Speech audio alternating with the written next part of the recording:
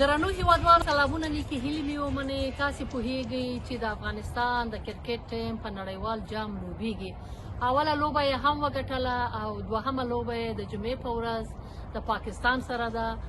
او ستاسو ټولو نه زما دا هیله ده چې خپل لوبډله تشویق کړي چې دا لوبه هم د پاکستان وګټي او په دې غمجن ماحول کې زموږ د ځورېدلي دردېدلي ولس په شونډو مسکا راشي.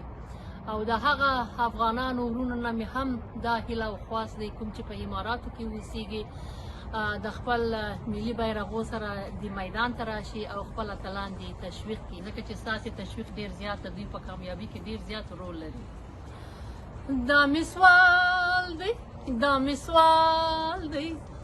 سوال دی چې کامیاب په هر میدان شي، اتلان د دې څلور کونجه جهان شي. د کرکټ ملي لوبغاړو د کرکټ ملي لوبغاړو